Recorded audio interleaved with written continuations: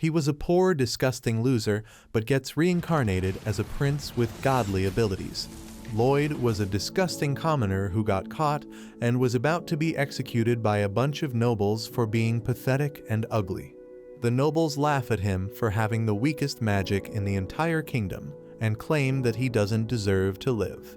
Before killing him, however, they decide to disrespect him one last time and give him a free chance to use his spells on them. With anger blinding him, he uses his fire magic to attack the noble, but his magic is so bad that the nobles laugh at him once again, which makes Lloyd wonder why was he ever born like this. Following this, the noble decides to end his misery and shoots a fireball back at him to show what real magic is.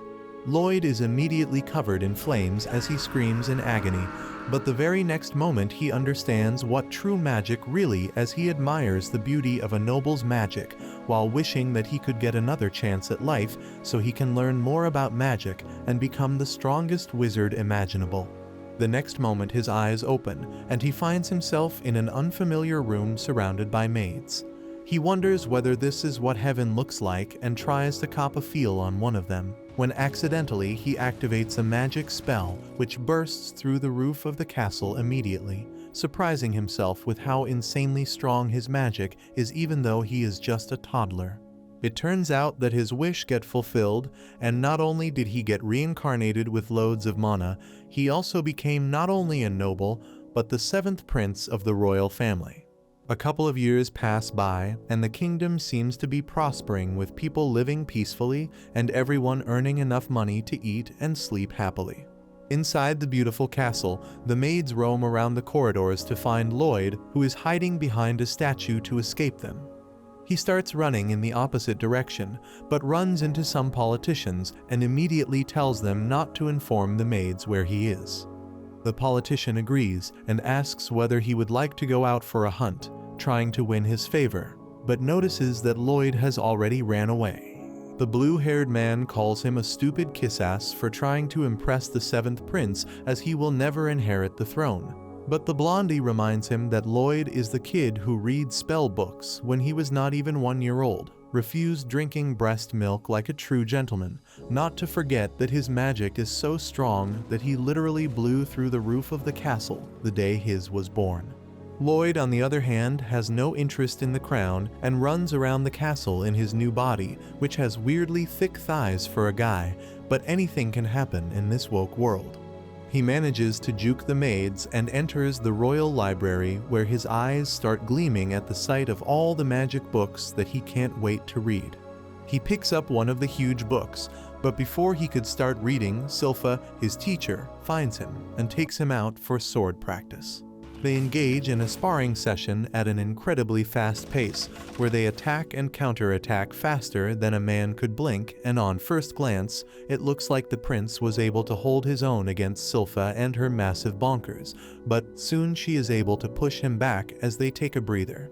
Lloyd complains about having to practice with a sword every single day, as there is no way he would get the crown being the seventh prince, but Silpha tells him that every person should know how to handle a sword and protect himself regardless whether they are royalty or not. She claims that ever since she started training him 3 years ago, it's become her obsession and the only purpose. Lloyd tells her to get a life and touch grass sometimes, but she engages once again, only to be met by Lloyd's sword in a perfect block. They start matching each other's attacks and start clashing like Goku and Vegeta, while Silpha acknowledges that the prince's abilities have grown and he is becoming a better swordsman. Lloyd realizes that she is still holding back her true strength just as usual, but still to match her, he is forced to use control-type magic, which is basically making him copy each and every move that she is making. In other words, he is cheating like my ex, but he is doing it because he wants to read and not because he is a thought. Even after this, however, he is forces back because the difference in their arm strength, reach and height gives her the advantage and puts Lloyd on the back foot as he is pushed back once again. He knows that if he doesn't fight well, she will make him train all evening, so he cheats some more by growing the length of his sword, using magic to grow his forearm like Sam Sulek, and starts levitating to counter the height difference. He engages her once again, but this time she realizes that he is fighting with much more force as they are able to match their attacks with each other, attacking and counter-attacking, while Lloyd uses his levitation magic to surprise her from a different angle. He decides to take a boost from the fountain to finish the fight, but Silpha calmly blocks his sword before telling him that he is cheating and slams him to the ground and smacks him on the head. She tells him that she knows he used his magic to increase the length of the sword, which gave him a lot of reach, and also started using levitation magic to increase his height. But instead of getting mad at him, she got moist and started praising Lloyd for being able to use 2 different magic spells at once, claiming that even the best mages in the court can't do that. Lloyd realizes that she doesn't even know he also increased his arm strength and was using control magic to copy her, but keeps his mouth shut. That evening, she takes him for a bath in the bathhouse and puts his head in between her massive plots, while the other girls tell him about the legend of an evil book inside the dungeons of the castle, which contains the trapped soul of an ancient evil demon. Hearing this, Lloyd couldn't wait and managed to slip by the girls and wandered through the corridors by using his invisibility spell and managed to walk past the knights guarding the doors to the dungeon, which contains magic strong enough to shake the entire kingdom. He manages to find the door to the forbidden library, but notices that it is locked by some protective spells, but thanks to his overpowered abilities, he easily nullifies the spell and enters the library while looking like a total futanari. He runs around the library, unable to contain his excitement at the sight of so many books, and decides to read a book and then reseal the library again. Before he could do anything, a book erupts from the pile and starts flying around while a weird demonic creature tries to come out of the book, but the protective charms bind him in place. He commends the boy for being able to break the barrier of the library, while Lloyd asks who the hell is he. The demon calls him a lunatic and claims that he is the ancient demon Grim and asks Lloyd whether he can release him from the book. He claims that the seal is worn out anyways after so many years, and it's only a matter of time before he escapes on his own. He then tries to bribe him with a bunch of gold, but Lloyd grabs a piece and squishes it in his fingers, telling the demon that his magic is very basic and unrefined, as he simply used dust to form a gold-like substance. He turns the gold into dust, which surprises the demon, while he tells Grim that he will reseal the library's barrier in a while after he has read some books. The demon starts panicking and claims that the mage who sealed him is dead and he has no beef with the people of the kingdom. Lloyd doesn't buy his story, but the demon tries one last time and promises to teach him some ancient magic that is not in any of the books. This piques his interest as he immediately asks whether he will truly teach him. Grim promises to teach him and claims that he has a lot of magic power, which reminds Lloyd of the disrespect he had to face in his previous life. He removes his cloak as everyone knows thick thighs saves lives, and uses his magic to unseal the barrier that sealed him. Grim emerges from inside looking like a weird mixture of animals, while Lloyd says, "Uwu, teach me magic, please." The demon looks at him and without a second thought blasts him with magic so strong and dark that the entire library gets destroyed and turned to dust.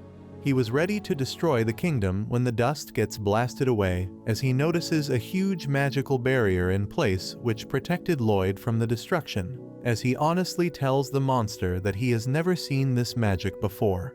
Grim gets angry and starts throwing dark magic blasts at him in quick successions, but to his dismay, the barrier doesn't even get a scratch as Lloyd tries to understand how to control this dark magic. He gets all steamy at this thought and grabs some of the dark magic around his fingers that shred his fingers like cabbage, while this masochistic freak licks his blood and asks Grim to try his best magic on him. Grim gets pissed off and splits his head into two and starts chanting 2 different incantations before combining the 2 spells and shooting an extremely strong magic blast at the boy. To his absolute surprise, his magic causes 0 damage to the barrier once again, which scares him, and he immediately tries to run away from the Uwu freak, only to hit a barrier laid out in front of him. Lloyd tells him that he wanted to be careful, so he placed another barrier outside to prevent Grimm from running out and destroying the kingdom.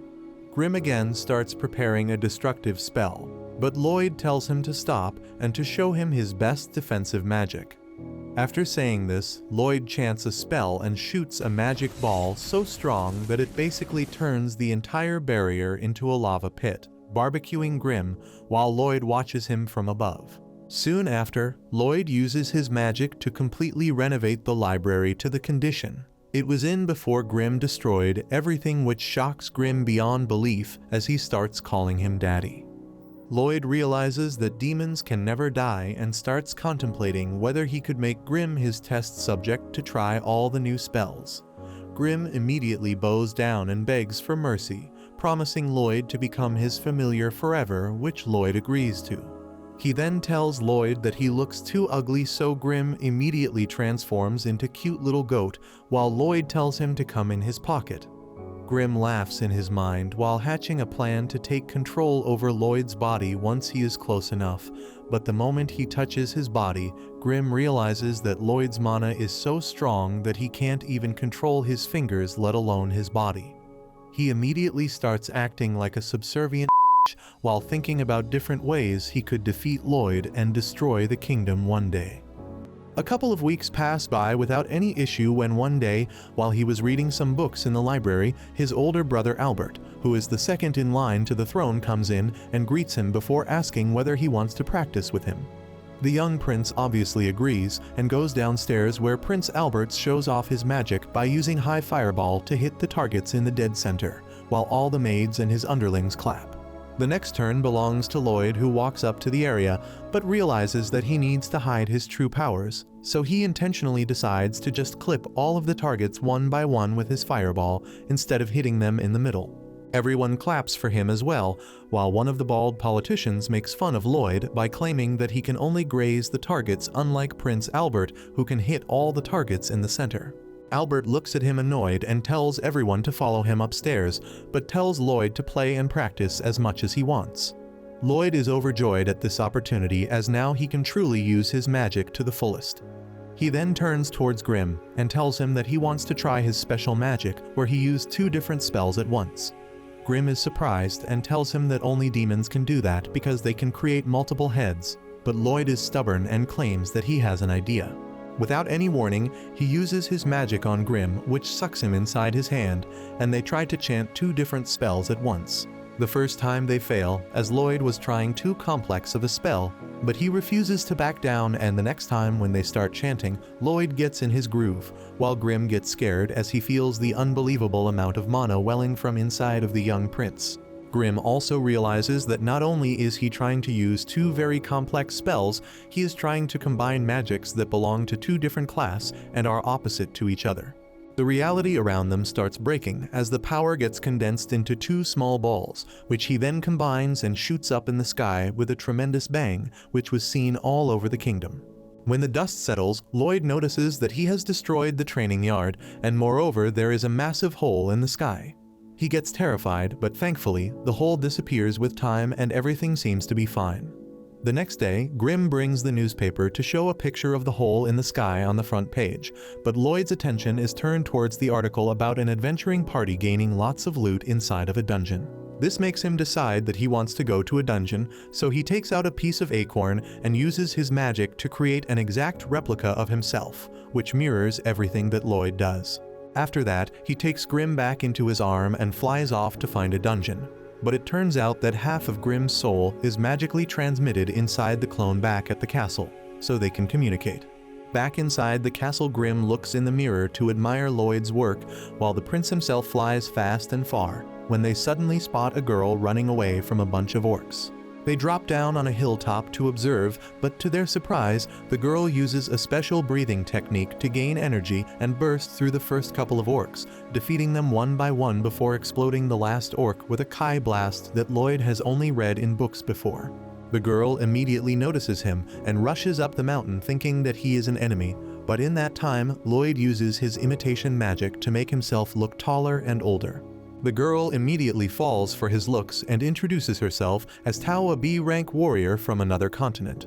He asks whether she knows the location of any dungeons, and to impress him, she agrees to party up with him.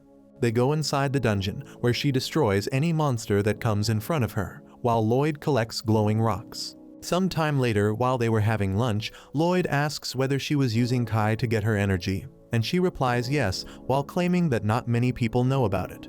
While she was explaining what it is, she gets shocked to see that Lloyd already starts trying to copy her technique just by looking, and manages to feel a new sort of energy inside him, which makes him really happy.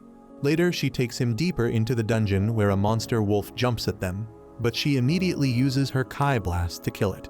Lloyd is really impressed by this, and they move towards the center of the room together to finally check what's inside the chest. Tao tells him that she doesn't think there would be anything extraordinary in a low-level dungeon like this, but notices that Lloyd is constantly trying to use Kai breathing, which makes her incredibly happy as she starts thinking about marrying him. She moves forward happily to open the chest, but the moment she tries to lift the lid, a black blade emerges from the ground and would have sliced her in half if not for Lloyd, who shoved her away as the blade slashed even the rocks behind them. Completely shocked, they back off a bit as they see a huge skeleton rising from beneath the treasure chest, ready to kill anyone in the area. Lloyd asks Tao what the hell is this monster, and Tao's heart sinks as she realizes that this is a lick. She immediately turns towards Lloyd, apologizing as she uses a Kai technique to utterly blast him away towards the exit of the chamber. The lick immediately uses its magical blades and starts attacking Tao, while she simply dodges and jumps around before kicking one of the blades, which makes her realize how powerful this lick is. She doesn't understand why would such a strong monster that even the rank adventurers might struggle against roaming around in such a low-level dungeon. She decides to keep the lick distracted so that at least Lloyd can escape the dungeon safely. Meanwhile, Lloyd is still in the air, getting blasted away, while he wonders why Tao did this, and uses his barrier ability to slow himself down while unknowingly crushing two other smaller monsters. He looks at his hand and tries to talk to Grim, only to realize that something went wrong as Grim seems exhausted and tells Lloyd to come home as soon as possible. Back in the boss room, Tao is somehow managing to destroy and block all of the lick's attack, but has gotten severely injured in the process. She realizes that if this keeps up, there is no way she will be able to survive. She tries to slowly back off, thinking that Lloyd must have also escaped by now, when to her absolute surprise, Lick speaks up and tells Tao that Kai magic seems to be one of the lowest forms of magic, and claims that he defeated and ate a Kai magic user once, and he tasted horrible. According to him, if he eats anyone, he gains their knowledge and skills, but tells Tao that she is so weak that he doesn't even want to eat him, but asks her about Lloyd, claiming that there was something different about him as his reaction time was insanely good as he saw through the surprise attack.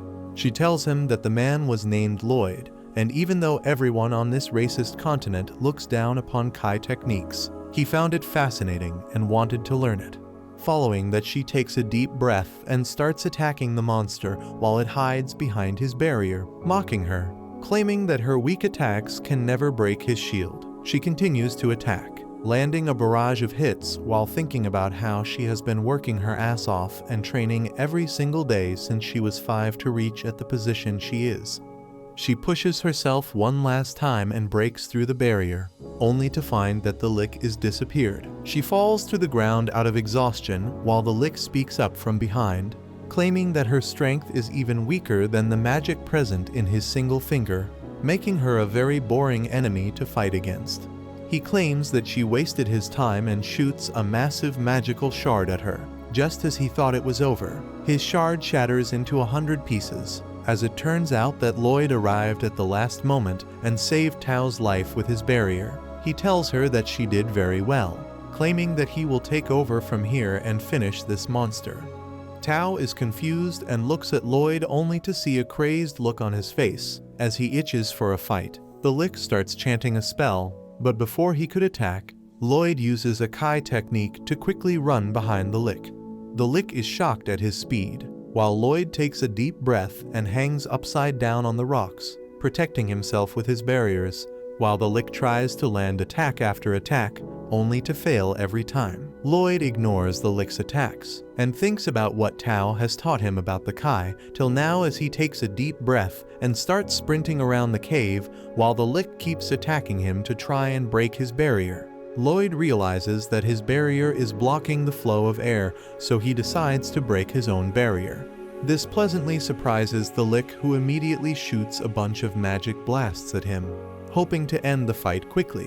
But Lloyd hangs from a rock and jumps away, dodging the attacks one by one as he parkours through the entire cave. He finally gets the hang of it and merges his Kai with his mana to create an incredible strong magic attack. He dodges some more attacks before throwing the magic attack around him to destroy all of Lick's attacks, surprising both Tao and the monster. Lloyd is not done yet though, and creates some more magic razor blades and starts shooting it at the Lick, who tries to block his attacks, but is forced to expend way too much magic to only counter Lloyd's incredibly strong strikes. The Lick is bewildered and cannot believe his eyes as Lloyd is attacking way too quickly, and by merging his magic with Kai techniques, he has surpassed the powers of the Lick himself. The monster gets cut on the face, which gives Lloyd some confidence as he starts making his blades thinner and sharper, forcing Lick to shell himself within his magic barrier. But to everyone's surprise, Lloyd's incredibly strong magic blades cut through the barrier alongside the Lick, destroying him once and for all. After that, they look through the treasure chest only to find an old knife inside, which Tao couldn't care less about. Lloyd asks whether he can take it, and she agrees, but soon the entire dungeon starts trembling, shocking him. She tells him that this is normal, and every time a dungeon's treasure gets looted, the cave collapses and the dungeon disappears forever. They are able to escape outside safely, while Lloyd looks at the dungeon entrance getting shut, which fascinates him. Lloyd suddenly remembers that Grimm needs him and tells Tao that he needs to leave and thanks her for showing her around the dungeon. Tao shouts at him from behind, claiming that the final spell that he used is known as a Kai blade, and even she has never been able to use it, but promises him that she will get stronger and learn how to use all the Kai techniques. Lloyd tells him that he will learn some more techniques from her soon and zooms away in the sky immediately. He flies through the landscape as quickly as possible and enters his room secretly, only to find Grimm on the floor, with injuries all over his body. It turns out that Silpha wanted to train him, but realized that he was much weaker than before, so she decided to train her all day long, which completely drained Grimm of all his energy, even though he is a demon himself. Later that day, he shows Grimm the knife that he found in the dungeons, claiming that it seems to be enchanted by some spells. He immediately gets some water and uses a special magic to slowly scrape off all the magic enchantments present on the knife. Grimm tells him that magic enchantments are pretty rare and difficult to do, but Lloyd decides to learn how to enchant weapons himself, and purifies the water containing the enchantment to realize that he needs oil, silver, and some weapons to practice. He asks his father for some silver, which he is very happy to provide, but Silpha tells Lloyd that she will give him some oil only if he is able to land a hit on her. They start sparring, and Lloyd tries his best to match the skills of Silpha, and even uses his acceleration technique to emerge behind her before trying to land an attack. Silpha dodges. Lloyd immediately uses an earth spell to create some barriers, but she dodges that as well and smashes the boulders, defeating and catching Lloyd in her arms. Even though he lost the match, she still gives him the oil as she is just happy that he didn't perform as bad as he did the other day.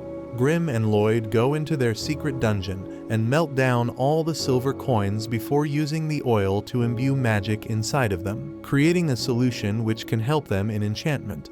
The final thing they need is weapons, so he goes to his older brother Albert and tells him about how he wants to practice enchantment and wants some weapons.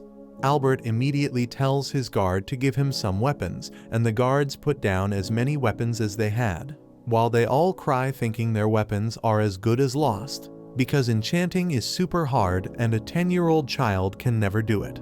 Lloyd and Grimm take the weapons down into the dungeons where they start applying enchantments on them, but the steel is not strong enough and breaks into hundreds of pieces. Lloyd doesn't accept defeat though and keeps trying, breaking several weapons while being aided by Grimm and his clone who brings him tea. Finally, he returns back to Albert, reporting that out of 120 swords that he got, he was able to successfully enchant 50 swords, while the rest broke. Albert is beyond surprised, as even the ranked enchanters only have a success rate of 10%, while Lloyd thinks about how he technically enchanted 80 blades. But he tried adding some more spells on them, and they broke, leaving only 50 swords who can't be enchanted anymore. The knights think that he is lying about the enchantments and puts his sword back in his sheath, but the sheath splits in half in an instant. Albert is really impressed and asks Lloyd whether he would want to go on a monster hunting expedition with him, and Lloyd happily agrees. If you liked this video, make sure to subscribe for the next part. The next morning, Albert and his party leaves from the castle in a carriage, while Lloyd sleeps inside peacefully. They travel through beautiful farmlands, and the sweet smell of wheat finally wakes him up as he checks on Grim, who was chilling out as well. A little while later, Albert finally points at the entry of forest, which gets Lloyd really excited as he asks Sylpha whether they can find monsters nearby. She calmly replies that most monsters are found near the lake and not in the forest. Before asking whether he is enjoying his outing, Lloyd seems to be pretty happy because he doesn't really get a chance to roam outside the castle very easily. And he is also excited to see how his enchanted swords will perform. Suddenly, Sylpha unsheathes her sword, scaring Albert, who thought he said something wrong. But Sylpha claims that monsters are nearby. Just on cue, a bunch of monsters known as kobolds emerge from the woods and surround Lloyd's carriage. Sylpha immediately jumps off, while the knights form a protective wall around the princes. Lloyd pretends to be surprised by the attack, but Grim claims that he knew about the presence of these monsters ever since they entered the forest. It turns out that Lloyd has been trying to use spectral detection, which is a Kai technique he recently learned, which lets him know about the location of any enemies that might want to attack. Grim is very impressed by this, as it is supposed to be a very difficult technique, but Lloyd has already managed to continuously use it for the past 24 hours. The kobolds and the knights clash, but to their surprise, the sword easily cuts through the monster's armor like butter. This scares the knights as well, who have never used a sword so sharp before, and even after cutting down most of the monsters, they scared stiff because of the fact that they could cut themselves. Albert starts praising Lloyd for enchanting the swords so perfectly that even the rank enchanters can't compare to him, while Sylpha also praises him while standing on top of a mountain made up of monster corpses, even though Lloyd never enchanted her sword. Suddenly, a stray kobold emerges from the bushes and tries to attack Lloyd, but thankfully, Tao appears out of nowhere and kicks the monster away. She starts looking around for Lloyd as she sensed that someone was using Kai magic, but because Lloyd is in his kid form, she can't figure it out. Suddenly, the kobold recovers and tries to attack her again, but Sylpha stabs it immediately before telling Tao to back off and not to touch Lloyd so casually.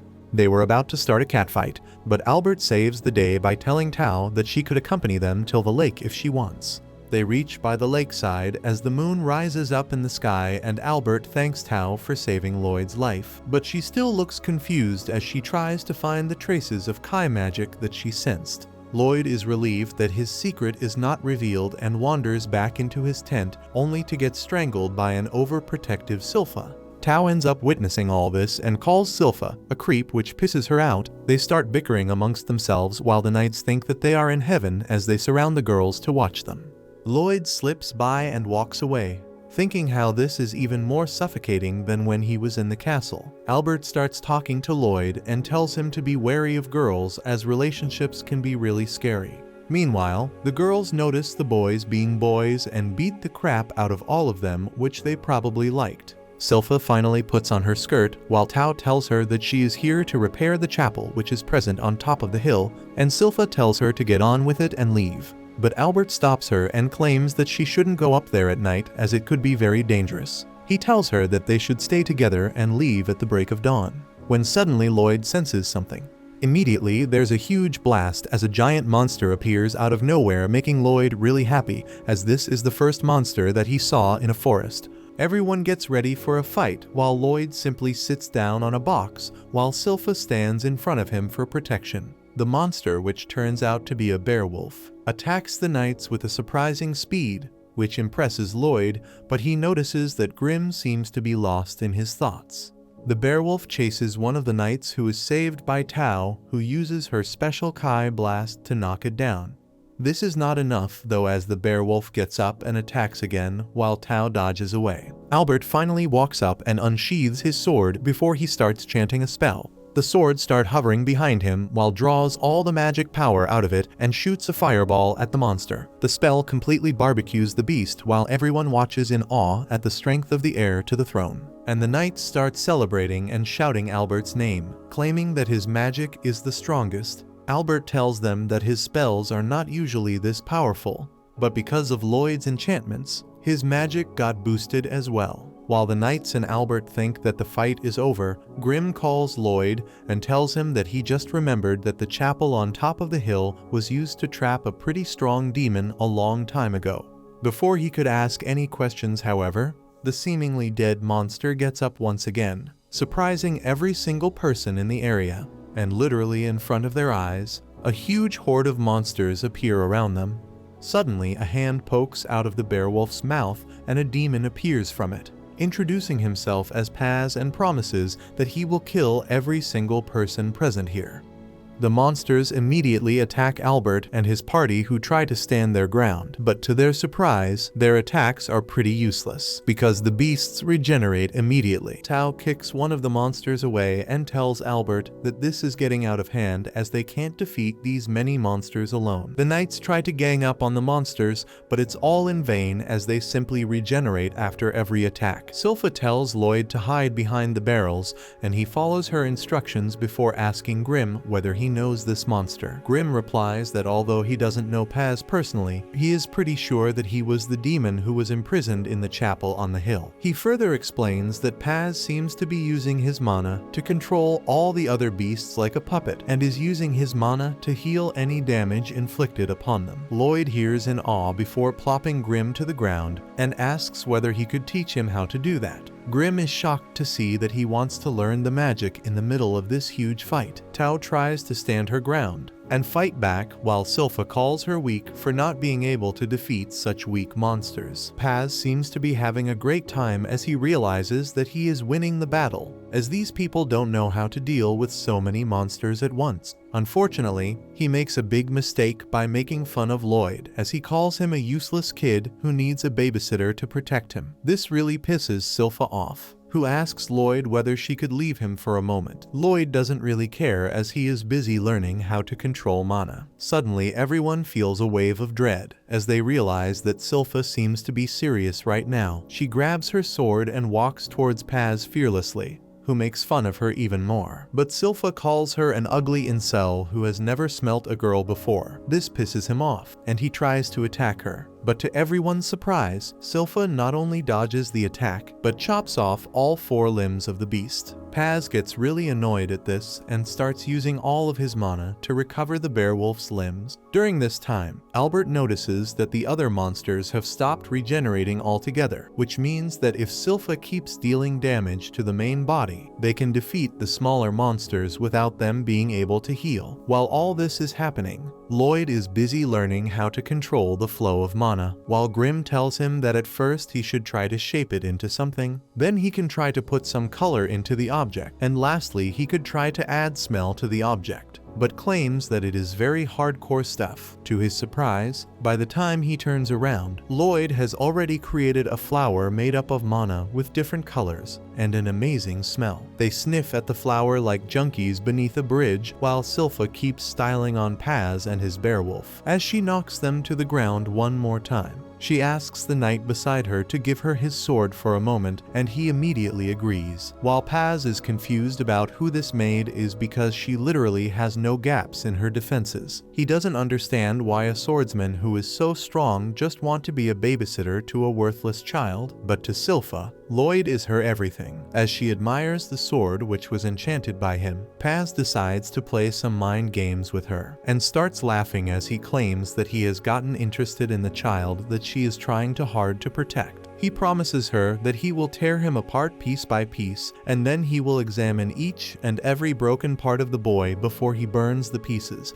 as they will probably be nothing out of the ordinary anyways. He starts running circles around Silpha, trying to confuse and provoke her, and it seems to be working as she gets mad with rage. Paz takes advantage of this moment and jumps in to attack, thinking that he finally broke her defenses, as even the strongest humans are stupid and can be easily provoked, after which it's easy to kill them. To his surprise, however, Silpha appears in front of him while inside the beast's mouth and asks who the hell does he think he is fighting. Paz is so shocked that he doesn't even know what to say, while Silpha pushes her sword through the beast's mouth and splits it in half before jumping up in the air against the moon. She dives back in once more and decapitates the beowulf, revealing the demon inside, who completely loses his composure and tries to attack. But Silpha is one step ahead. She jumps back from the beast's head and stabs the demon in the eye and the mouth before completely slashing the beowulf's body into small pieces, throwing Paz outside completely naked. She delivers another solid strike which slashes Paz all over the body as he gets blasted into the ground, shocking every single person around as they shake with fear because they have never seen Silpha this angry. Even Lloyd is surprised to see Silpha's true strength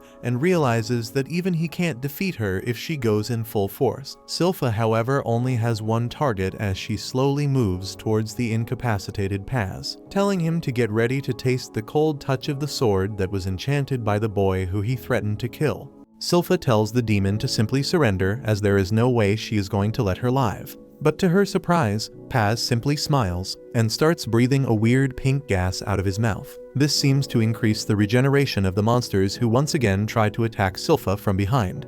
But Albert and Tao hit the monsters with a power blast each, saving Silpha from getting ambushed. Albert commands the troops to form a defensive line around Silpha and make sure none of the monsters can pass through, so that she can deal with Paz, but suddenly the black smoke reaches them, and all of a sudden they start losing consciousness as they feel a terrible pressure and fall over to the ground. Tao realizes that this is not good, while even someone as strong as Silpha is not able to deal with this demonic gas and falls to her knees. Paz gets up and stretches his wings as he talks about how it has been over a century since he broke through the shrine that sealed him, and ever since he was collecting monsters that Silpha slashed like nothing. This angers him, and he hits her straight in the face, blasting her off into the sea. Albert tries to call out to her and help, but his body can't generate any power. The demon flies up and claims that whoever inhales the demonic gas loses all their strength and simply get knocked out, which gives him ample of time to kill them however he wants. Silpha, however, is not one to be bested so easily and tells him that his gas stanks, which annoys him, and he tries to finish her off with a kick. Thankfully, Tao reaches just in time and blocks the kick, saving Silpha's life, while the demon looks confused as to how Tao is not unconscious yet. Tao asks Silpha whether she can stand up, but Silpha tells her to mind her own business as she can deal with this on her own. Tao screams at her for lying as she can't even move her body, but Silpha cuts her off and tells her that she should run towards Lloyd and make sure he is safe before she falls over into the water unconscious. Paz commends Silpha's strength, claiming that she must be one of the strongest fighters alive because she was able to take so much of his dark magical smoke and yet defied him for so long. Suddenly he appears behind her and with a creepy face asks why the hell is she not being affected by the smoke yet. She tries to kick him away, but he dodges the hit and immediately uses his tentacles to grab her leg before giving her an electric shock. He holds her upside down as he realizes that she is using some weird breathing technique that is helping her withstand his smoke. He asks why the hell did she not run away when she had a chance. Tao believes in pretty privilege and immediately elbows him in the face like Alex Pereira, claiming that she would never become a slave for someone as ugly as him. She jumps up and then uses one of her most powerful spell, which creates such a strong impulse that he is blasted into the water. She realizes that it might have been a mistake because she needs to recover her breathing before he counters. But unfortunately, one of the dog monsters attack her from behind and try to gulp her down. She somehow manages to keep the jaws open as she realizes the monsters have been regenerated already. The demon wakes up and tells her that her entire party was nothing but trash, and she is the only person of interest alongside the swordswoman, so he will take both with him. Immediately, he releases his magic smoke to its full extent as he tells her to give in and become his minion, but to his surprise, the girl manages to stay in her senses and tells him that she can sense her prince in shining armor nearby, which is giving him courage and strength. Paz tells the dog to gulp her down and the monster swallows her alive. He looks around to see that the battle has been won, and now it's time to pay back. He picks the unconscious body of Sylpha out from the water, claiming that she killed a lot of her minions and will have to pay for that by becoming his minion herself. He claims that he will fill her up with his magic smoke and make her serve as his attendant till the day he dies. Meanwhile, Lloyd is still playing in the background and asks how he managed to control the monsters. Paz gloats about how he killed the parents of these monsters while they were still pups, and then used his magic smoke to take control over their body and make them follow him. Suddenly, he remembers that there should be no one conscious enough to talk, which scares him, and he turns around to see Lloyd playing with one of the dogwolves. He asks Lloyd about how is he moving through his smoke so easily and without any damage. Suddenly, Paz also notices that Grim is a demon and asks whether he is protecting the little kid and starts making fun of him for falling so low as a demon that he became a babysitter. This pisses Grim off, but he knows that Paz isn't going to say the light of day anyways. So he swallows his anger and tells him that he was going to give him some advice as a fellow demon. But now all he wants to do is watch him die in pain. Paz laughs at this and sends in his demon dogs to tear the boy to shreds. Lloyd seems pretty happy about this, as this will give him an opportunity to try his newly learned mana transmutation magic. Grim tells him that he will have to put out quite a bit of mana for this, but it doesn't matter to Lloyd as he starts fixing his mana output and uses it to create a warm and gentle bed of flowers. This breaks the monsters out of the demon's control and makes them remember the warmth they felt when they were with their family, and how Paz killed their parents. Paz is beyond baffled as he watches Lloyd surrounded by his monster dogs as he pets all of them. Lloyd then walks over to one of the dogs and asks him to spit out what he ate. The dog immediately spits an unconscious Tao out of his mouth and lays her down on the ground. Paz tries to regain control and blasts a load of magic smoke out, but Grim tells him that it won't be enough anymore as these monsters are all grown up and mad with anger. All the dogwolves attack Paz with an incredible speed and start tearing him to shreds by their pack hunting techniques. Lloyd is pretty intrigued by their strategy as they all move forward to chew the demon out. But Paz immediately regains control and bashes the heads of the dogs against each other before throwing them down in the water. He gets so pissed at them not following his orders that he goes down and starts kicking one of them in the body, screaming at him for not following orders as he promises to kill his remaining family the moment he is done with this kid. While Lloyd watches as Paz gets mad with anger and his body starts leaking mana everywhere. Lloyd wonders to himself about why the demons don't die, which forces the wizards to seal them with one trick or another. Paz, on the other hand, starts extending his overpowering mana, completely killing off all the flowers created by Lloyd, who comes to the conclusion that maybe the wizard just didn't have magic strong enough to kill a demon. Suddenly, the entire area turns dark as Lloyd uses his domain expansion, causing Paz to stand like an idiot as he gets paralyzed with fear. Grim finally tells Paz why his magic smoke never had any effect on Lloyd, and claims that Lloyd's mana is so incredibly high that there was no way Paz's minuscule mana pool could ever overpower him. Meanwhile, Lloyd gets excited to try out all the new spells he wanted to use. Paz realizes that the kid's mana is way too much as he starts sweating, when Lloyd tries to trap him in a shield, but he barely escapes. This confuses Paz at first, but he realizes that this isn't even a fight to Lloyd, and he is simply having fun and want to trap him in a cage like a lab animal so that he can experiment his strong magic on him. He starts escaping the area as fast as possible, while Lloyd keeps creating barriers pinballing the demon all over the place.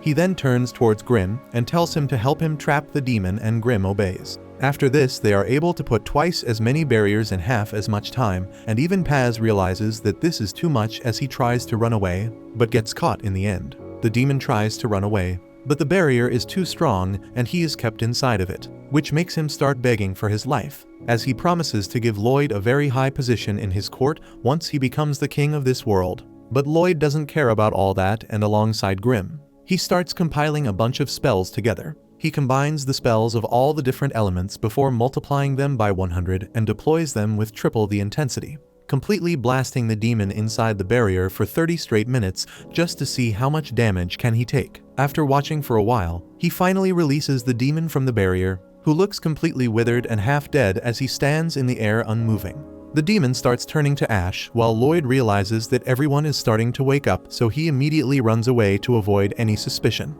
He meets up with Albert, and when Albert asks what happened to the demon, Lloyd lies that an incredible magician named Robert killed it and ran away. A couple days later, Albert and his party return to the kingdom to great fanfare, where they are presented in front of the king, who commends them for being able to hold their own against such an incredibly powerful demon. Albert claims that there were two other people as well, Tao and the mysterious magician Robert. Tao wanted to find Robert, so she went inside the forest and didn't come back. The king seems to be happy and tells Albert that he is doing good as the second prince, and has a high chance of becoming the next king. But Albert claims that Lloyd is the one who was the most helpful, as without his enchanted weapons, they could have never done anything.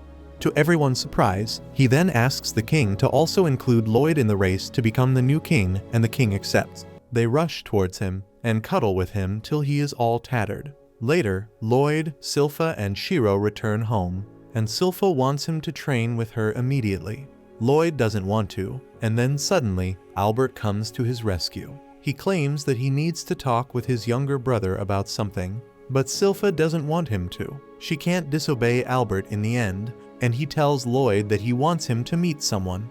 That someone is the fourth Prince Diane, and Lloyd is a bit taken aback to see him. They visit Diane's blacksmith workshop, which is situated in the middle of a small pond, where he wants to talk to Lloyd about the sword enchantments he did earlier. Diane smacks the table with his hammer, saying that he doesn't truly believe that a kid like him could do that, which is why he wants to see him in action. Lloyd is nervous, and Albert tells him that ever since he was 10, Diane has been learning the art of blacksmithing, and he is interested in enchanting. He gets flustered on hearing that, and tells Lloyd to immediately get to work. Lloyd takes the sword given to him, and begins inscribing the enchantments on them under Diane's watchful gaze. He finishes the enchantments soon, and Diane is completely dumbfounded by what he sees. Not only was Lloyd much faster and more accurate than the master enchanters he has met, he has put more spells on the sword than humanly possible. Diane is impressed by his brother's skill and accepts Lloyd as a true genius. He lifts him up, saying that with his help, he can achieve his dream of creating the ultimate magic sword. Lloyd is curious, and Diane explains that a magic sword is formed when the hot steel is enchanted during the process of forging. That makes the sword even more powerful, and a skilled smith and enchanter must work together to create something like that. Diane says that he has no talent for magic, and he understands how other people who lack magic feel. That is why he wants to create magic swords, so that everyone can use magic spells just by swinging their swords. Lloyd doesn't care about his brother's dream, but he is interested in the production process and gladly agrees to help him. They begin working soon, and Lloyd gets into the femboy apprentice uniform. Diane says that they will create a sword with the fireball magic stored in it, and Lloyd suggests putting a high-level fire magic there. Diane says that it won't work, because the high-level spell has 14 parts in it, and a magic sword can only hold 5 parts at max. That's no problem for Lloyd, and he compresses the high-level spell into just 2 parts. He creates the enchantment and puts it on the red-hot steel slab, which shatters under the weight of the complex spell. Lloyd decides to simplify the spell and creates more enchantments. Diane suddenly notices Silpha and Shiro staring at them from outside, and invites them in to help them. The new enchantments Lloyd creates are somewhat more stable, but as Diane tries to fold and shape the sword, the molten steel mass breaks yet again. Lloyd feels guilty for wasting everyone's time and efforts, and wonders why is the spell not working despite simplifying it this much. Grim pops out of Shiro's fur and notices Lloyd looking tense, and then he suddenly spots the enchantment liquid he is using. Diane is telling Lloyd to chin up because they will definitely succeed, when Grim comes to him and reveals that the enchantment ink is of very low quality. Even Diane admits that he bought it because it was cheap, and Lloyd is not happy about it. He uses the purification spell on the essence to see its constituents and finds that the amount of the monster core in it is very less, which is not enough to create a magic sword. Diane doesn't have any monster core lying around either. and Lloyd thinks that he must clear a dungeon to obtain it in that case. Silpha was thinking the same and suggests that they should go dungeon hunting. Lloyd is flustered and tries to cover up his past by saying that a prince like him can't go to a dungeon. However, Silpha reveals that she has already sought permission from the king, who believes that letting Lloyd explore the world will help develop his character. The next day, they head to the Adventurers Guild, and Lloyd is amazed to see it. The receptionist Katarina welcomes them and gives them the paperwork to fill out if they want to register as adventurers. A few days later, Lloyd has successfully taught Shiro some tricks like shaking hands and standing on its rear paws. Silpha claps at this, but Lloyd is not satisfied because Shiro still struggles with following complex commands like changing the pitch of his bark and rotating 3 times and then lying on its back. He states that he tried putting commands in his mana and sent it to the giant furball, but it doesn't understand what those commands mean in the first place, so it gets confused. Silpha suggests him to talk to someone who is expert in taming monsters, and both of them realize who they must see for that. The person who can help them control Shiro is Princess Elize, who lives in her garden tower that is full of all kinds of creatures living in harmony. Grim is stunned to see the garden tower and asks Lloyd who is the girl named Elize who can control all these creatures at once. Lloyd replies that Elize is the 6th princess and his elder sister, who loves all kinds of animals. Suddenly, Elize comes there and leaps at Lloyd, rolling around as she cuddles with him. Lloyd asks her to take it easy, but then she suddenly kisses him and knocks him out of his senses. Silpha panics on seeing this and prepares to revive him with a kiss. Just then Elize's maid Eris comes to scold her, and she replies that she couldn't stop herself because her brother is so cute. When everyone settles down, Lloyd tells her that he came here to seek her assistance with the beowulf he has recently adopted. Elize cuddles with Shiro, and Silpha tells him that they should head back now, because it doesn't seem that Elize can help them. However, Lloyd wants to give her a chance. He asks Elize to show one of her monsters to them, and she replies that she has already summoned one. Suddenly, a tall and gorgeous monster comes there, carrying a hairband. She introduces it as Luru, a lesser Fenrir, which is an advanced species related to beowulfs. Lloyd is amazed because he couldn't sense the monster coming, and what is even more shocking is that it stole Silpha's hairband without letting her know. On top of that, neither of them saw Elize giving it any command, and now Lloyd is intrigued. He immediately asks Elize to teach him how she could communicate with her monster without showing any sign. Elize says that the most important thing to communicate with any animal is love, and that answer leaves everyone a bit baffled. Elize says that if one has love, they can understand any monster. And then suddenly, all her pets surround her. The maid Eris apologizes to Lloyd, saying that Elize is a genius with a godlike riz when it comes to animals, and no one can learn anything from her. The princess is not happy to hear that and claims that anyone can do what she does with enough love in her heart. She says that they just have to feel it and release their feelings. That was a command for her pets to molest Silpha and Eris, and the creatures rip their clothes. Silpha is flustered and asks Lloyd to return back because commanding creatures with love is completely abstract and absurd. However, Lloyd has already begun mastering the art of loving creatures, and some of them are clinging to him. Silpha is shocked, but then she realizes that if Lloyd has started showing interest in love, then maybe there is hope for her to get closer to him. She imagines him leaping into her bosom and asking him to teach him more about love, while Lloyd realizes the mistake he was making. He was issuing orders to Shiro, but his sister was not ordering her pets around. Rather, she was sharing her will with them. When Elize commanded the creatures earlier, Lloyd felt her mana release directly from her head into their head. That way, she could share exactly what she wanted from them, and they executed it perfectly. Lloyd focuses his mana, imagines what he wants Shiro to do, and then sends the visuals to Shiro's mind directly. The beowulf receives his instructions and suddenly runs around him in circles, exactly 3 times before jumping high in the air and barking just once. As it lands on the ground, Lloyd reaches to ruffle Shiro's fur to congratulate it on executing the instructions perfectly. Eris is stunned to see the 7th prince's genius, and Silpha is a bit disappointed that her dreams didn't come true. Elize, however, is upset that Lloyd is overcomplicating things, She claims that it is not about will or mana, but just about loving animals to make them your friends. Lloyd says that love is also an important factor, because without that, the animals won't listen to the human, and the human won't be able to understand them. He says that love is indeed a wonderful thing, and all three girls there are blown away by his cuteness. On Silpha's advice, Lloyd fills the form honestly, and then the receptionist gives him the crystal ball that will measure his power and rank him accordingly. He recalls that he used the crystal ball in his past life too,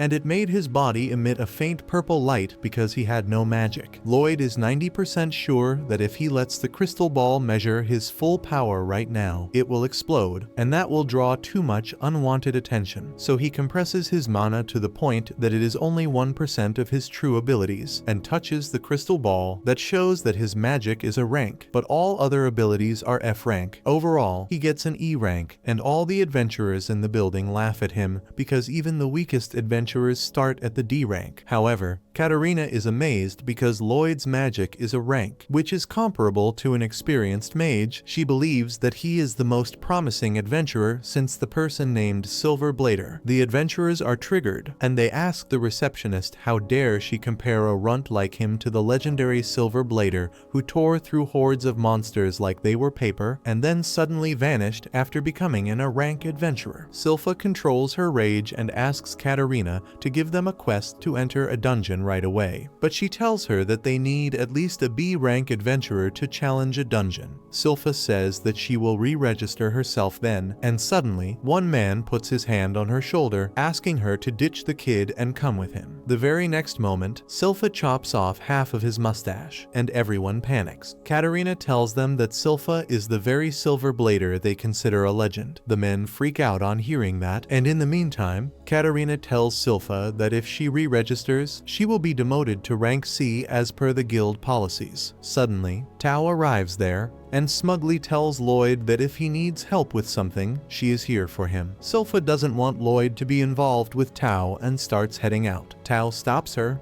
and Silpha asks her why she keeps bumping into them. She asks her if she has found her Robert already, and she gets depressed as she says that she can't find any clue about him at all. In search of Robert, Tao has been clearing dungeons in a frenzy, and she has become an A-rank adventurer now. She suddenly grabs Lloyd, screaming that in exchange of helping him, she wants him to set her up on a date with Prince Albert. After that, Lloyd looks at some quests. While Silpha tries getting his robe back from Tao, Lloyd asks her why did she not tell him about her adventuring days, and she replies that she was acting as an adventurer just to become stronger. In the end, she found some enemies from the Assassin's Guild whom she could not defeat, so she had to retire. Soon after that, Lloyd and his party enter a random dungeon and clear it quite easily. They retrieve the treasure chest, which is the dungeon's core as well. On the other hand, Albert goes to check up on Diane and learns that they can resume their work when Lloyd returns in a few days. This worries Albert a little because a war is approaching them rapidly, and he wanted to have as much help as possible before it starts. Diane asks him to just wait a little longer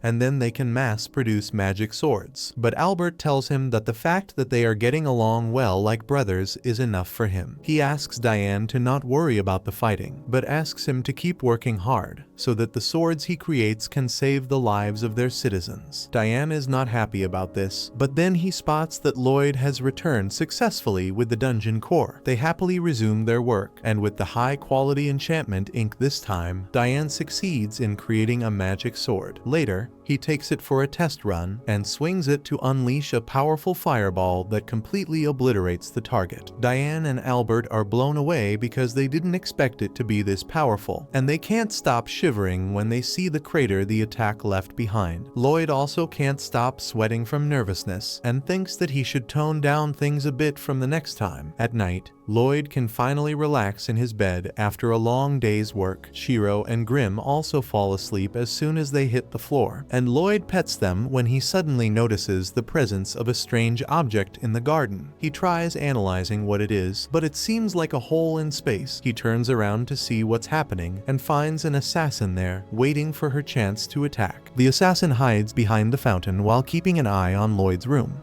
But then he suddenly appears next to her. The assassin loses her composure and tries running away, but Lloyd has already put his barrier around them so that she can't escape. He teases the assassin, asking why is she trespassing in his home and if she is ready to get punished for this. The lowly assassin throws away her cloak and apologizes to Lloyd for using her special move against her. A sweet, flowery smell is released from her body, and Lloyd starts feeling dizzy and numb as he inhales it. He realizes that it is poison, so he uses a purification spell to remove its effect. But the lowly assassin intensifies her poison attack. Lloyd is brought to his knees because of the poison, and Lowly tells him that there is nothing that can purify her poison. However, Lloyd has figured out her trick. The lowly assassin is transmuting the nature of her poison using magic so that no spell can purify it. He knows that there are some rare people in this world who are born with a special type of mana. These people are often feared because of their dangerous natural abilities, and are called the Blighted. The lowly assassin affirms that she is the Poison Blighted, and has been spreading poison from her birth. She introduces herself as Ren, and the moth flying near her dies and disintegrates because of her poison. Ren then uses her poison on the barrier Lloyd has cast. The poison cracks the barrier, and then Ren shatters it with a kick. She then tells Lloyd that he has not taken a lethal dose of her poison, so he will just be unwell for a couple of days. With that, she immediately vanishes from the garden, and Lloyd is impressed by her overall abilities. Suddenly, Grimm comes there and asks him if he is fine. Lloyd reveals that he is using a high-level spell called Healing Breath to heal his body quickly, so he is not in any kind of danger. He changes his shirt, telling Grimm that the only reason he let the assassin go is so that he could track her to her base. He believes that Ren is a member of the Assassin's Guild that Silpha had told him about earlier. Lloyd tracks Ren through the city even though she has concealed her presence very efficiently. He knows that she rips a hole in space to conceal herself, but since he knows her trick, locating her is quite easy. Lloyd cheerfully heads out of the palace, and a few seconds after he leaves, Silpha and Shiro arrive there because they sense danger. On the other hand, Ren has reached the hideout of the Assassin's Guild, where their leader is not happy that she was found out and did not kill the witness. Ren claims that the one who saw her was a mere kid, and her mission was already a success by then because she found out some crucial information about the upcoming war. Ren believes that they can have a chance to participate in the war, but the big man tells her to shut up. He is pissed that she is acting like their true leader, who has ran away. While the two of them fight, the mommy of the group notices that they have company, and Lloyd decides to stop hiding now that someone has spotted him. He comes down from the roof and makes himself visible, much to Ren's surprise. Lloyd playfully struts towards them, and the thieves recognize him as the 7th prince who acts like a normal child but is in fact very powerful. The big guy wants to kill him so that he doesn't leak information about them, and on hearing this Lloyd removes his barrier, giving Grimm a heart attack. However, Lloyd laughs, saying that it would be a shame if he doesn't get to experience the special skills of the Assassin's Guild members. He copies the techniques he has learnt from Tao and challenges the assassins. A green-haired man attacks him first, but Lloyd blocks his attack. The man throws his cloak at him to blind him, and then reaches behind him for his next attack. He gets on his palms and launches rapid kicks at Lloyd, who blocks them all easily. The assassin is impressed by his skills and does some cartwheels all over the place before attacking him again. Lloyd is ready to guard against him, but the assassin stretches and curves his hand like Luffy, landing a hit on him. The assassin then twists his body around, introducing himself as the Blighted Babylon, born with the powers of the Gamu Gamu fruit. Lloyd is amazed to see this, when suddenly, the masked assassin appears behind him and tells him to sink. Immediately, Lloyd feels super heavy and falls to his knees under his own weight. The big bald guy comes forth and says that the masked guy is called Crow, and he has the same powers as Inumaki from JJK. Lloyd uses physical enhancement magic to break free from Crow's cursed speech and avoid the heavy attack from the bald guy named Golly. However, he immediately gets caught in his real ability, which is to create a sticky fluid by transmuting his mana. Lloyd strains to get out of the sticky web and is forced to leave his shirt behind to get free. As he is fangirling over the abilities of Crow and Golly, the mommy assassin attacks him from behind, but he blocks her twin swords using the fabric he borrowed from Babylon. He dodges all her attacks, so the mommy stabs her thigh instead. Surprisingly,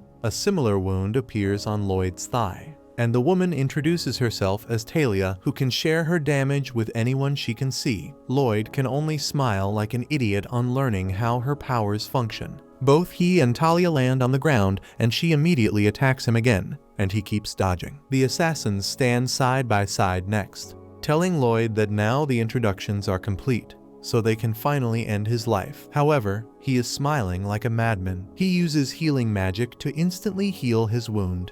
And Talia's wound also heals instantly. She is shocked, but Lloyd is amazed to see that her powers work like this too. He strengthens the scraps of clothes around his wrists and turns them into blades. He copies the fighting style of Silpha and tells the assassins to show him what they're made of. Golly gets some PTSD flashbacks as he sees the image of Silpha is Lloyd. However, he and his friends have no time to talk about it, as the mad lad Lloyd is charging towards them. They all feel true fear and immediately dodge. Lloyd targets the flexible man Babylon first, who barely dodges his first attack. He attacks him again and smashes him to the ground, but Babylon manages to take no real damage from the blade's edge using his special abilities. Suddenly, Golly and Crow surround Lloyd from both sides and try to launch a combo attack. Crow tells him to get blown away, but Lloyd moves faster than sound, avoiding his attack and letting it hit the Baldy instead. Golly is blown away and he even takes Talia with her, while Lloyd appears behind Crow to finish him. He hits Crow with a special combo move and doesn't let him tell him to stop. Lloyd realizes that until he completes a word, he can't use the full power of his cursed speech. Crow is about to use his power once more, but Lloyd hits him to the ground instead.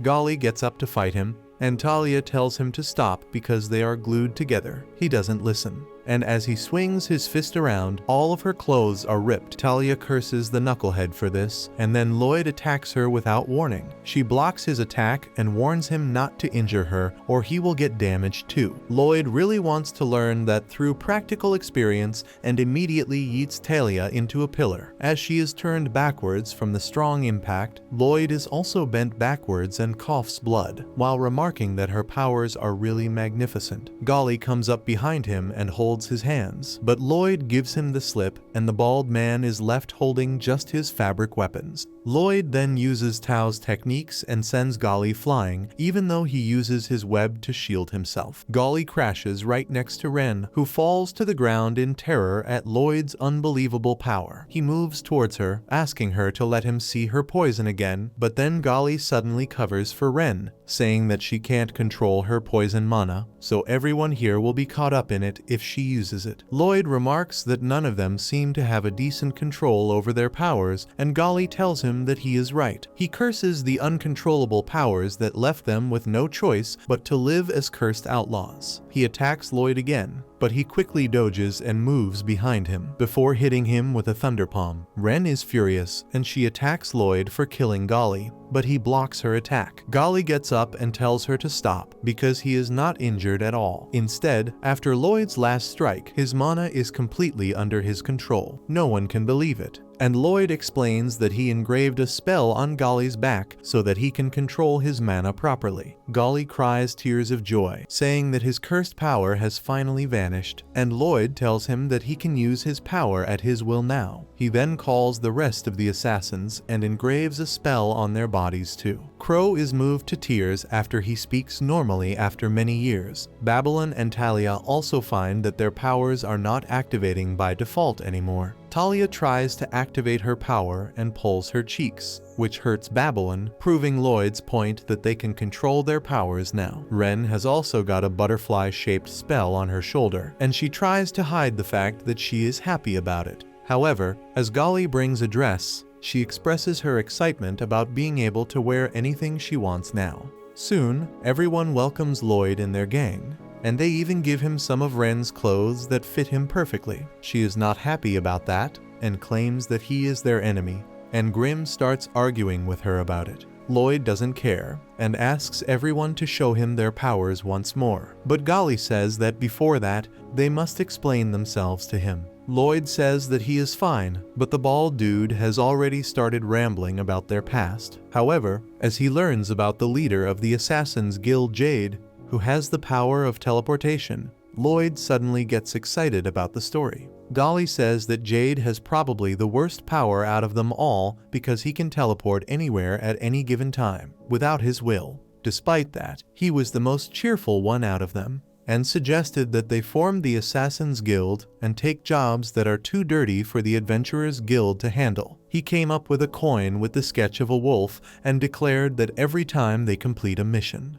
They would leave this coin at the site to prove to the world about their abilities and their intentions to bring world peace. He declared that one day they won't have to live in the shadows anymore. And the very next moment, he got teleported, God knows where. Out of all this, Lloyd is only interested in the part about teleportation. And then suddenly a teleportation circle appears in front of him.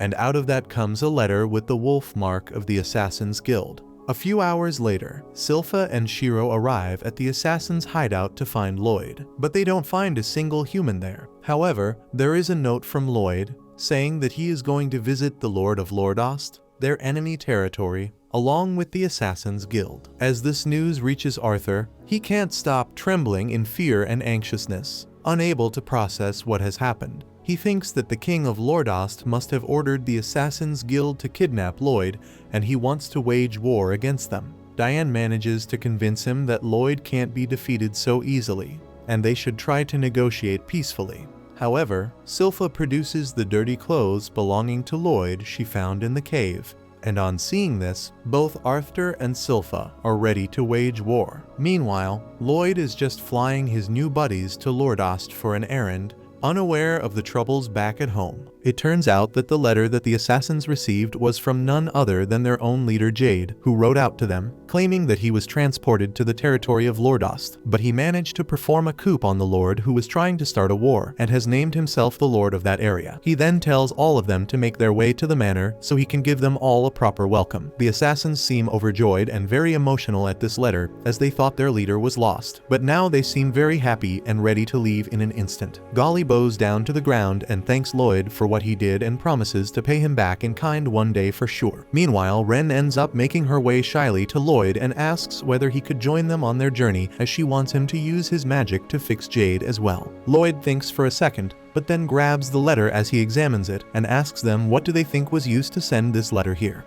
The assassins find this question to be stupid, as it was obviously sent here by teleportation magic which Jade possesses. Lloyd, however, claims that the magic very hard to master, as even a small inconsistency can cause a lot of problems while transporting something. But this letter was very expertly and precisely teleported to this location. That can only mean one thing, that Jade already knew how to take control of his abilities. The older assassins start thinking about this possibility, while wondering why would their leader betray them in such a manner. Ren, however, is still naive and believes optimistically that Jade might have learned how to control his abilities somehow and is honestly asking for them to come. But the other assassins are more cautious, wondering whether this is some sort of a trap. Lloyd turns to the lowly and tells her that if Jade already learnt how to control his powers, then there is no use for him to accompany them. This saddens Ren, who really felt safer with Lloyd around. Lloyd, however, is very fickle and immediately claims that he will still accompany them, as he is interested in teleportation magic and wants to witness it on his own. He then calms Ren down by flicking her on the head, as he tells her not to worry because he will deal with anything that goes wrong. They thank Lloyd as he decides to take them all for a ride on his supersonic air magic. He travels at the speed of sound while the assassins are screaming for mercy, as they have never traveled this way in such high speeds. Finally, Lloyd stops in a forest where the assassins take her a deep breath, as some of them feel motion sickness, while Baby is completely twisted in uncomfortable positions. Lloyd tells them to take a breather, and hearing this, Ren claims that she will get them some food and rushes off inside the forest to hunt some wild game. Golly tells Lloyd that Ren seems to want to impress Lloyd with her skills in a forest, which she learned because her poison curse ended up killing her parents, forcing her to live alone in the forest where she took care of herself. One day after Jade got teleported randomly, he came back with her wrapped in a tight ball, as he explained that she is blighted with poison.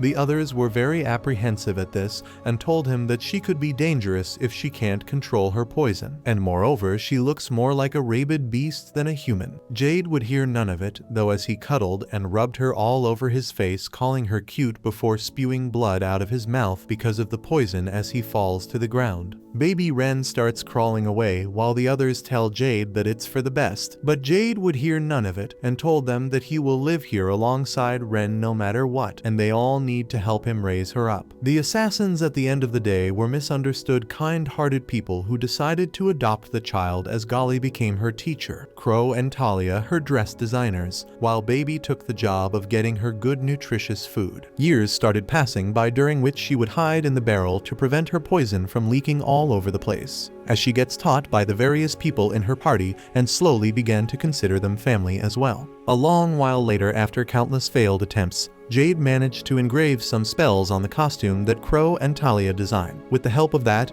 Ren could now stay outside the barrel without injuring other people with her poison. Lloyd touches the cloak that Jade engraved and told Golly that he would like to meet this person when finally Ren reappeared and cooked some food for them. The food looked horrendous, like a bubbling pit of tar, so Baby asks Crow whether he could use his abilities to make the food taste good. This obviously pisses her off as she punches him in the stomach, knocking him out, and tells everyone to at least taste her cooking. Talia, on the other hand, calmly explains to her that they also have the 7th prince of the kingdom with them and they can't serve him bad food at all. Ren seems hurt, but also understands the point, but when they turn around, they see both Lloyd and Grimm going at the food with their mouths full, claiming that it tastes very rich and good. Lloyd doesn't mind eating all this because in his previous life, he was completely broke and ate much worse than whatever Ren whipped up for him. The other assassins are surprised, as they are from the slums and are still thinking whether to eat it or not. But Lloyd, even after being the 7th prince, who probably only ate the best stuff, is devouring this food as if Gordon Ramsay cooked it. The others take inspiration from this and start enjoying their share as well, even asking for second servings. Golly continues his story and tells Lloyd that before Jade left, one day while they were enjoying food, he ended up confessing the truth about how he is the 3rd son of the Lord of Lordost. He claimed while crying that his family is a bunch of monsters who do nothing other than plotting wars and murders, but he wanted to stop them. The only way he could have stopped them was through force, and for that he needed powerful allies. He confesses that he sought them out because of their abilities and was intending to use them in his plan to oust his family from the lordship so that this cycle of war and destruction can be stopped. He looked at the ground, afraid of how his friends would take the confession, totally expecting them to leave him immediately. But to his surprise, they barely took notice, as they claimed that they always thought he was some rich, snotty kid, and told him that it didn't really matter to them whether their abilities were being used or not, because at the end of the day, they were considered outlaws. But because Jade struck a deal with the Adventurers Guild to form an undercover suicide squad, they are close to becoming normal civilians with the bounty removed from their heads. Jade thanks them for their support and tells them that ever since birth he was cursed. His entire family was cursed, making his entire life cursed. But being with them was the only blessing he ever received in his life. The others ask him nonchalantly about when they are killing the Lord of Lordost, but Jade tells them that he is going to deal with it alone. He tells them that if they kill some nobles of a different territory, their bond with the Adventurers Guild will be broken, and their bounty would be increased tenfold. Because of that, he promised that one day he would kill his family and become the lord of that region so that every cursed and blighted person could live there in peace. Lloyd finds Jade very fascinating, and after finishing their meal, they begin walking towards the manor. Lloyd ends up sleeping, which they find very cute. But Grimm reminds them that Lloyd is a monster, as he is still maintaining an incredibly strong barrier in their sleep. While walking, Ren suddenly stops and tells them that they should leave Lloyd behind so that he can rest properly, while they check out the manor for themselves. Golly looks at her and asks if she doesn't trust Jade, but she refuses, saying that she trusts him completely, but just in case. Golly agrees with this, as they should scout out the location first before taking the prince in, so they put him down on a flower bed so he can sleep while they decide to move on. Ren asks Grimm to guard Lloyd, but he tells them that Lloyd is invincible even while he is sleeping, and it would be better if he goes with them to make sure everything is fine. They enter the manor's battlements, where they see a huge party going on, and even Grimm can't sense any sort of negativity coming out from them. They were trying to find Jade in the group when suddenly an egg-headed man finds them and asks them whether they are Jade's friend. Talia replies that they are, and immediately the egghead takes them to the party. with a bang and sits them down on the table, immediately pouring them drinks. They all are very flustered as they are not used to this kind of reception. Grim feels relieved and decides to bring Lloyd here,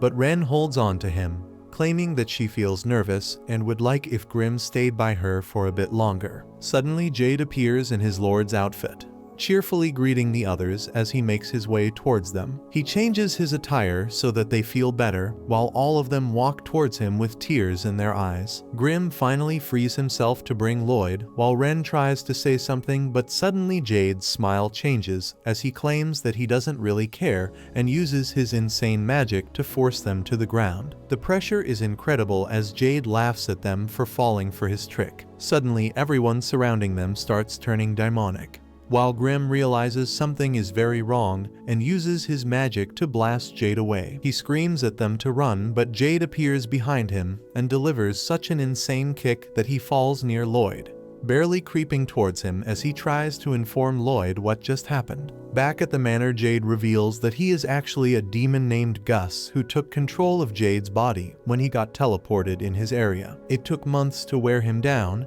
but he finally took control of his body after Jade tried to kill himself in order to protect his friends. Unfortunately for him, Gus healed him in an instant, and no matter how many times he tries, Gus healed him and finally took control of his body and his teleportation powers. Ren tries to scream at him with anger, but he just kicks her aside before destroying the clip that Jade gave her. He picks her up by the head and makes fun of how she killed her own parents when he notices a weird mark on her arm, which wasn't there in Jade's memories. He asks who the hell put the mark on her, but she wouldn't answer. Gus starts using his mind control ability to seek the answer, but Ren simply bites her own tongue. Even then, he was almost able to get the word out of her mouth when suddenly a huge amount of mana surrounds the assassins, covering them in a shell, while a massive energy beam levels the entire area. As all the demon spawn disappear, the assassins look up thankfully to see Lloyd with a serious face looking down, ready to throw hands at the person who troubled him in his sleep. If you liked this video, make sure to subscribe for part 9. And make sure to check out this brand new anime about a lonely guy who marries his childhood crush and learns how to become the strongest spy.